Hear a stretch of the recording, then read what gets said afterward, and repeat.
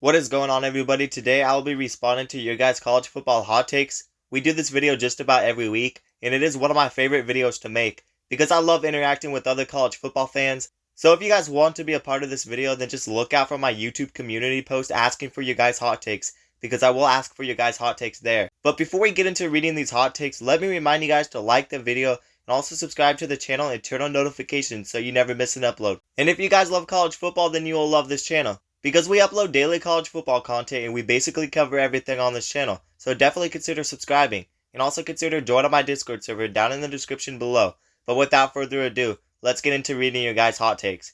And this first person says Utah will go 13-0 next year. And out of all the Big 12 teams, if any team goes undefeated in the Big 12, it would probably be Utah. They've already shown just how good they can be with Kyle Whittingham at head coach, and now they will bring back Cam Rising for his final season coming off of injury. The defense is going to play at a high level just like always, and the offense has potential to take major strides in 2024. I really think the sky is the limit for Utah, and if they put it all together, they could possibly go undefeated and win the Big 12. And I would not be completely surprised. They won the Pac-12 championship back-to-back seasons with Cam Rising, and now you add the receiver additions of Dorian Singer from USC and Tayshaun Lyons from Washington. This offense could be elevated to a completely new level in 2024 if Cam Rising can stay healthy. So Utah is definitely a team to watch out for. This next person says whoever wins Alabama versus Tennessee will make the college football playoffs, while the loser will not make it. We might not get games like Michigan versus Ohio State where everything is on the line anymore now that the playoffs have been expanded, but we will still get teams fighting for a playoff spot. And there will be a lot of games now with teams fighting for a playoff spot now that the playoffs have been expanded. And it might not have the same stakes as Michigan and Ohio State has had recently, but a lot of teams are going to be competing to get a spot in the 12-team playoffs, even if it's not as big of stakes as it usually would be. And everybody is quite aware that the SEC will probably get 4 teams in the 12-team playoffs, and Tennessee and Alabama are both going to be top contenders in my eyes. And if Josh Heupel gets that Tennessee offense playing at a high level again, then Tennessee could be a big sleeper team. Nico Iamaleava is going to have to put up numbers, but I do think he has a lot of potential, and I really don't see a world where Alabama isn't at least in the conversation to make the 12-team playoffs. Alabama is still a very talented team, and Kalen DeBoer has potential to do great things at Alabama. And I could definitely see a scenario where the winner of Tennessee and Alabama gets in the 12-team playoffs. But this next person says UNLV makes the college football playoffs, and Colorado and Colorado State each go 8-4, and also California makes the ACC championship game. I really don't like comments where you leave more than one hot take in just one comment, but you kept it short and simple, so I guess it'll work. Now let's start with UNLV. I do not know if they're the best group of 5 team, but they really aren't getting talked about enough. I know that they lost their quarterback Jaden Maiava, and now everyone just thinks that they will completely fall off, but I think they should at least be in the conversation to win the Mountain West and make the playoffs. They did a very good job in the transfer portal, and I don't even think 2023 was a one-and-done situation for them, because they still have a lot of talent returning. They return a top Mountain West receiver, Ricky White, and I can see the defense being a lot better next season with some of the transfer portal additions. And I'm not making any predictions, but keep an eye out for UNLV because they are really being slept on in my opinion. And Colorado and Colorado State both took steps up in 2023, and 2024 could be that next step up for those two teams. I don't know if they will both go 8-4, but I could definitely see Colorado and Colorado State making a bowl game at the very least. Let's not forget Jay Novell led Nevada to multiple 8-win seasons at Nevada, and now he's rebuilding Colorado State. And in my recent schedule prediction, I actually had Colorado State going 7-5. We'll see where I have Colorado, but they are definitely trending up with the talent that they are bringing in. They should be able to compete in the Big 12 next season. I'm not predicting anything crazy for Colorado, but I see them making a bowl game or better. And on the topic of California, I'm probably higher in California than most people, but I really don't see them winning the ACC title. Maybe they are in the conversation or win 8 or 9 games, but I do think California is a sleeper team, but the defense is just a big concern to me. But I do think the offense has potential to be one of the ACC's best. Jaden Ott will be a beast at running back, and they are near the top of the country for return in production. And I'm really high in California, but I'm still unsure if they have enough talent to win the ACC. But I guess I'm not the only one who thinks California is being slept on. This next person says Dabo Swinney will retire pretty soon. He has done about everything he could do. Win ACC titles, make the playoffs, produce future NFL talents, have a great legacy, and most importantly, win natties. He's won it all twice. And don't forget how it's kind of clear his dynasty is basically done, and he really isn't the biggest fan of college football's new landscape. A lot of people were not expecting Nick Saban to retire as soon as he did, but he did just retire after last season ended, which was pretty soon, and a lot of us did not expect that. Dabo Swinney could be the next big head coach to retire. The new landscape of college football is starting, and I honestly would not be surprised to see Dabo Swinney retire as soon as next season. I believe there are only 3 active head coaches in college football who have won national championships, and Kirby Smart for the Georgia Bulldogs is probably the only one of those 3 head coaches who have a long way to go before retiring. I think Dabo Swinney will retire pretty soon, probably within the next 5 years, but it could be sooner than we think. This next person says LSU will win the Natty next year and the ACC will collapse this summer or next summer like the Pac-12 did. And I really don't see LSU winning a national championship as soon as next season, because they really have to put it all together first, and there's too much that needs to be cleaned up on the defensive side. But hear me out, I would not be surprised to see LSU win a national championship in 2025 or 2026. And if they keep that elite coaching staff and keep recruiting at a high level, then it's very likely.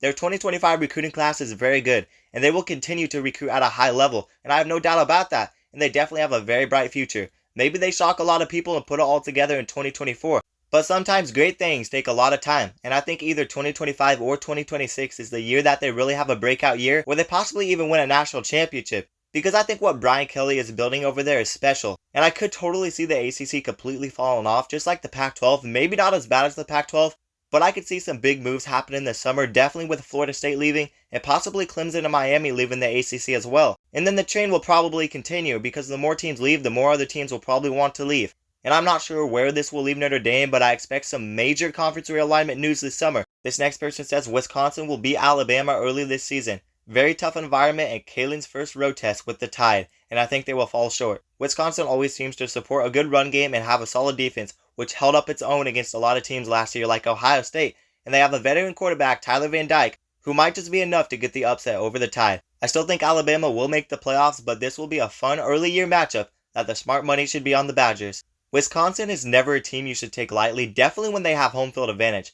And Alabama could still be an elite football team, but they are definitely going to be different with Kalen DeBoer head coach, and there might be some chemistry issues to start next season for Alabama. Wisconsin is going to be hungry in this game. Luke Fickell is going to be hungry to see progress with this team, and an upset win at home against Alabama would be a huge statement win for Luke Fickell and this Wisconsin team. And I also think that Alabama is going to want this game just as bad as Wisconsin does, and it's a good chance for Alabama to show that they are still that elite football team that we know them as. And a win on the road against Wisconsin would be the first big statement win for Kalen DeBoer at Alabama. This is definitely going to be a big game for both these teams, and it should be a fun one. But that would be huge if Wisconsin beat Alabama, and I definitely say that it is possible. This next person says USC goes 4-8 in 2024, and everybody questions Miller Moss. Do I see USC going 4-8? Probably not, but it would be pretty hilarious if they did. Talk about going from an 11-win season to a 7-win season to a 4-win season. That would just be the lowest point for Lincoln Riley. But let's get serious. I know people like to joke about how bad the defense for USC was, and how they will get destroyed in the Big Ten, but the offense is going to be good again, just like it always is under Lincoln Riley. And even if people question Miller Moss, let's not forget you have freaking Jada Mayava in the quarterback room who can make a lot of noise. The big question is going to be on the defensive side. But I definitely don't see the defense being as atrocious as it was last season. Lincoln Riley is putting in work to make the defense better, and the defensive coaching staff will be elite. All they got to do is be average on defense, and they could probably win 8 or 9 games. USC's offense alone will win them more than 4 games. So if we are being serious, then no, absolutely not. I do not see USC going 4-8. This next person says Purdue has the toughest schedule in America. Only guaranteed win is against Indiana State. Just look at it. It's extremely hard. I did look at their schedule, and their schedule is very brutal. They play 4 teams ranked in the top 8. They also have games on the road against Oregon State and Wisconsin, and then they have a home game against Nebraska, which is a team that has potential to be better next season. But I'm just going to keep this short and simple. You should look at Florida's schedule because Florida probably has a tougher schedule, and it is one of the toughest schedules I've ever seen. This next person says Louisville can make a run at the ACC bid for the college football playoffs and have the opportunity to get wins at Notre Dame early, a home game against another ACC contender Miami, and then late season on the road against Clemson. Going 3-0 or 2-1 in those 3 games should set Louisville up in a nice spot. Louisville is definitely a top contender for the ACC championship, but I personally don't think they will make the playoffs or even be in the ACC championship game. And I think there's going to be teams that are better than Louisville and more talented than Louisville in the ACC. I didn't think Louisville was really that great last season, and I think they were overrated. They had a very easy path to get to the ACC championship, and they only scored 6 points in the ACC championship game. I know that Louisville has done a spectacular job in the transfer portal, but Tyler Shaw still has some concerns at quarterback because he is so injury prone, and I definitely see Louisville losing 2 to 4 games next season, and I don't see them beating Notre Dame again. I'm just not very high in Louisville. They will be good, but they aren't my favorite out of the ACC. And this next person says Quinn Ewers is the best quarterback in the country. He was already one of the top quarterbacks last season, and any quarterback that has Arch Manning sitting on the sidelines for 2 seasons is definitely a very good quarterback, no doubt about that. And if Quinn Ewers continues to keep improving his game, then I think he could very well be the best quarterback next season, if he isn't already. There are going to be other great quarterbacks like Carson Beck, Dylan Gabriel, Jalen Milroe, and Jackson Dart as well. There's also other quarterbacks who have a lot of potential like Nico Iamaleava and Jackson Arnold, but I think Quinn Ewers might actually be the best quarterback in the country heading into next season. But it's hard to say because there are so many talented quarterbacks in college football, but Quinn Ewers has a bunch of experience, so that definitely will play a factor. And I can't really argue with this hot take because Quinn Ewers very well could be the best quarterback in the country. And I don't really know if this is a hot take either, but it definitely makes sense. I'm going to read one more hot take for this video, and this last person says, pretty hot take, I think, as I've seen people down on TCU and saying Dykes could get fired next season, but they are a sneaker team to win the Big 12 and make the playoffs. Super talented team and had pretty good analytics last season for a losing team. It could definitely be a team that surprises people. Anywhere from 8-4 or 10-2 would be my guess. TCU does return a lot of talent, and they actually have the second best transfer portal group in the Big 12, and I do expect them to get better. But ever since they got blown out in the national championship, they have really struggled, and 5-7 is going to be very hard to come back from. There's a lot of sleeper teams of the Big 12 in my opinion, but I personally don't know if TCU has what it takes to put it all together again and win the Big 12 in 2024. And I know that the Big 12 will not have Texas or Oklahoma anymore, but there are a lot of good teams in the Big 12, and I don't see TCU winning the Big 12 for a while again. I feel like the 2022 season was really free for them to win the Big 12, and they were the obvious best team of the Big 12, and the Big 12 wasn't really that competitive in 2022, because Texas and Oklahoma were both kind of down. I know that Texas was 8-5 and the third best team in the Big 12, so I guess they were solid, but overall it was an easy path for TCU to win the Big 12, and maybe TCU is a sleeper team. I do think they could be solid, maybe win 7 or 8 games. But I don't think they have what it takes to win the Big 12 over other teams like Utah, Arizona, Oklahoma State, Kansas State, and even Kansas. But that's just my opinion, and if TCU proves me wrong, then that would be a good prediction by you.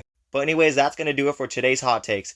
I got a bunch of hot takes from a bunch of different people this time, so I want to say thanks to all you guys because you guys make this video a lot easier for me to do. And I like having a bunch of hot takes from different people, and I'm excited to keep continuing this series. But let me remind you guys to like the video and also subscribe to the channel and turn on notifications so you never miss an upload. And if you guys love college football, then you'll love this channel, because we upload daily college football content and we basically cover everything on this channel, so definitely consider subscribing. And also consider joining my Discord server down in the description below. But that is going to do it guys, and peace out.